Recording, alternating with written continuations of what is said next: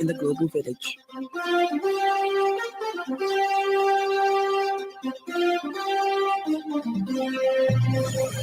Good afternoon. This is the 5FM Radio Main News. The headlines. UPND National Youth Chairman maintains that no UPND member who is not adopted by the party will be allowed to stand as an independent. RPA unveils the Ionizing Radiation Protection General Regulations 2025 Statutory Instrument Number 52 of 2025. And Israel has committed genocide in Gaza, UN Commission of Inquiry says. This bulletin is live on our Facebook page, 5FM Radio Zambia, and our YouTube channel, 5FM Radio Zambia. With the details, my name is Lance Sannie, and sincere apologies for starting the news slightly late. The United Party for National Development's UPND National Youth Chairman Gilbert Lisoniso has made it clear that no UPND member who is not officially adopted by the party will be allowed to stand as an independent candidate in next general elections. Speaking during the Tuesday, Lisoniso noted that those intending to candidates should not use the party's name to advance their cause. He further urged members aspiring to promote the ideals of the party and President Hakainde Hichilema to align themselves fully with the UPND's vision. Article 51 of the Republican Constitution allows for individuals to contest as independent candidates. However, he pointed out that the ruling party has learned valuable lessons from past regimes where independent candidates divided party votes, weakening their overall chances in elections. He stressed the importance of unity within UPND to ensure continued success and to avoid repeating past mistakes that have affected political parties in Zambia. So UPND now, within UPND, tikamba AI. Ngafuna kuimira independent, vara jacket yako, yenda. I have no problem with that. Not wabula mu UPND, wasensa UPND, takupeleka monso mu, wachaika vosi, wanga upeleka ma leaders, usiku na muzuba yaka bisra manager. Katizi yati, amena mpeleka ni cheat. And then mawabula huku kama no, no. I'm saying no. Mzani kuyukirako, those are constitutional rights, you can go ahead with it. But under UPND, this one costed PF to lose an election. And we should not even try to undermine this as a party. So the system, with the youth already, the system have it. That's why I spoke to everyone to understand. So apa cheche tinkare wonse mu UPND. In the meantime, Mr. Lisoniso has encouraged people to invest in the agriculture sector. Kulima chankala party is mandatory as part of us. And he's saying tilime ton chokuja chikapaka na economy yenda bwanji yenda bwino. And this is where we're going. In terms of agriculture, you know, kulimaronja masafa and they're trying to give. Not everybody has taken the pattern, but at least people are getting. So, in terms of us leaders to be comfortable, I need to admit, I've said some of our leaders, manafika, manavula nsapato. And I'm saying no.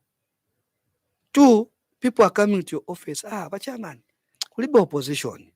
Ni mayangana, ulibe opposition. Me, I don't believe that. Even when I know, for us, I want to hear a story to say, kuyabebere. And I'm enjoying this word of kuyabebere. It makes the leadership of chairman and his team to be on the ground on daily basis by recruiting and telling the people. The Radiation Protection Authority has announced the successful unveiling of the Ionizing Radiation Protection General Regulations 2025, Statutory Instrument Number 52 of 2025. The new regulations will come into effect on 1st October 2025 and introduce key regulatory changes. Organization Senior Public Relations Officer Loveness Milimo says the SI introduced key regulatory changes, which include collection of fees per product and not per vehicle, as was previously done. Other includes increase in transit fees through Zambia per product, increase in import and export fees per product, and strengthen compliance measures.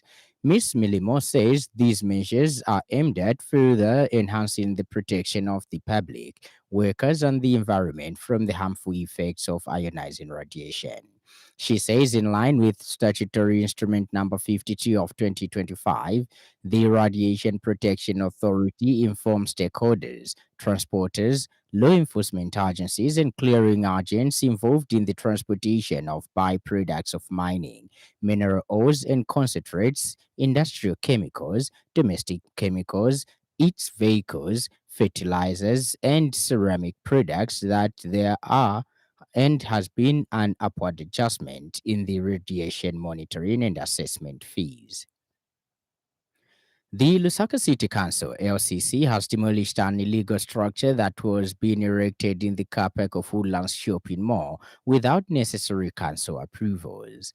The council has noted with concern that some developments are undertaken without following required procedure, contravening the Urban and Regional Planning Act Number 3 of 2015 and compromising public space orderliness and safety. LCC Public Relations Manager Ms. Chola Mwamba says residents and developers are therefore urged to seek council clearance before starting construction projects to avoid investment losses and contribute to orderly development. Ms. Mwamba says the local authority has also urged the public to exhibit cooperation in building a safe, organized, and sustainable city for all. She says the council remains committed to ensuring all city construction projects are properly approved and will continue removing non-compliant structures.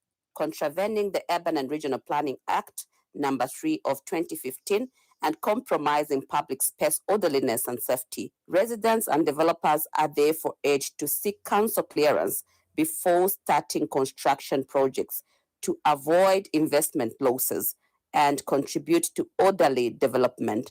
The local authority urges the public to exhibit cooperation in building a safe, organized, and sustainable city for all. The Zambia Women's Lobby is calling for greater inclusiveness in the political and electoral systems. Speaking during opening remarks of the training session for stakeholders, among them political parties and civil society organizations, recently the Zambia Women's Lobby head of finance, Catherine Malisawa, stressed the need to ensure that persons with disabilities are not left behind when it comes to participating in elections and political party processes. She said it is important that everyone, regardless of ability, has a fair chance to vote, to be elected, or be adopted as a candidate by political parties.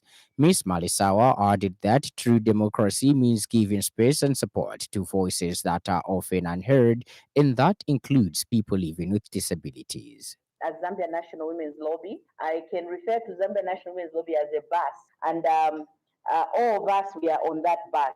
So Zambia National Women's Lobby can achieve very little without you, the big brains seated here.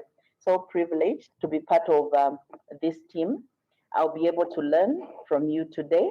And the main focus of our meeting to be where we engaging on the inclusive electoral processes. And already our lady has given us a homework to think of what inclusiveness is. And in other news trending this afternoon,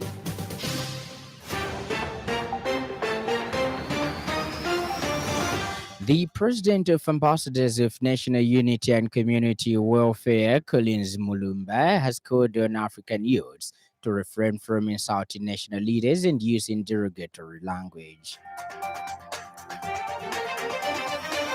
Socio-economist Kelvin Sanga says doubling Zambia's gross domestic product (GDP) by the year 2030 will require a strong policy framework and consistent implementation. Up next, the business news. 5FM Radio Business News. We mean business. Keep you current in commerce, trade, and industry, local and global. It's our business to keep you informed about business. ZESCO's relentless fight against the vandalism of its critical national electricity infrastructure continues to record progress and community buy-in. In the past week, the national utility secured multiple convictions with stiff prison sentences and recovered 648,000 worth of previously vandalized and stolen property through the combined efforts of vigilant community members and ZESCO security personnel. In a statement, Corporate Affairs Department during the review periods, 57 cases were reported resulting in property losses of 1.81 million kwacha and representing a 29% week-on-week reduction. Security teams also made 4 arrests and crucially secured 10 convictions. The department says of the cases reported, 43 involved vandalism, reflecting an 8% decrease from the 47 cases recorded the previous week. Ends the business news. 5FM Radio Business News. We mean business. Keep you current in commerce, trade, and industry, local and global. It's our business to keep you informed about business. And in foreign news, the United Nations Commission of Inquiry says Israel has committed genocide against Palestinians in Gaza. A new report says there are reasonable grounds to conclude that 4 of the 5 genocidal acts defined under international law have been carried out since the start of the war with Hamas in 2023, killing members of a group, causing them serious bodily harm and mental harm, deliberately inflicting conditions calculated to destroy the group and preventing births. It cites statements by Israeli leaders and the pattern of conduct by Israeli forces as evidence of a genocidal intent. Israel's foreign ministry said it categorically rejected the report, denouncing it as distorted and false. And in sports news, Football Association of Zambia FAS General Secretary Machacha Shipande is in Cairo, Egypt, to take part in the Football Management Executive Program, FMEP, following an invitation from the Confederation of African Football, CAF. Shipande is among over 30 football leaders from across Africa attending this high-level training program, which is running from 15th to 17th of September 2025. Also attending the program is NAPSA Stars Chief Executive Officer Charles Chakatazia. Speaking to FAS Media from Cairo, Shipande says the FMEP is one of CAF's key initiatives aimed at strengthening leadership and improving governance in football across the continent. The FAS General Secretary asked that participants will have the opportunity to engage with leading football experts from around the world during the program. And now, the weather.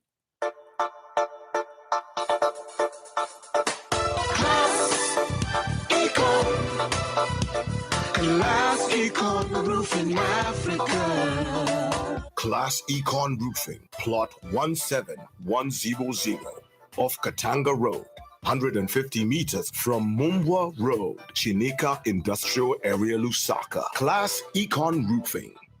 Class plus economy. Class Econ.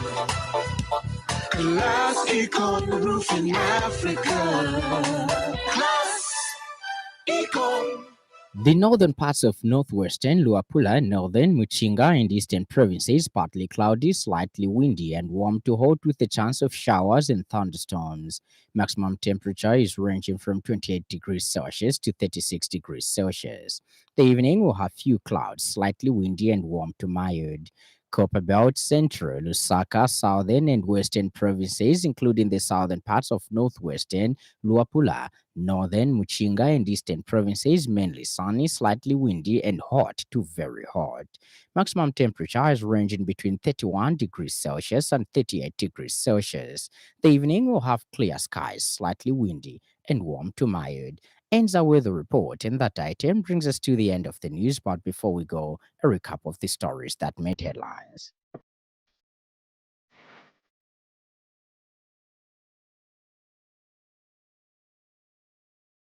The United Party for National Development's UPND National Youth Chairman Gilbert Lisoniso has made it clear that no UPND member who is not officially adopted by the party will be allowed to stand as an independent candidate in the upcoming 2026 general elections. The Radiation Protection Authority has announced the successful unveiling of the Ionizing Radiation Protection General Regulations 2025, statutory instrument number 52 of 2025. And finally, a United Nations Commission of Inquiry says Israel has committed genocide against Palestinians in Gaza. For more news, follow us on Facebook, 5FM Radio Zambia, and subscribe to our YouTube channel, 5FM Radio Zambia. On behalf of the entire news crew and the technical department, thank you for listening to the Happy World of 5FM. Stay safe and stay tuned to 5FM Radio. My name is Lance Sannie. Enjoy the rest of the afternoon.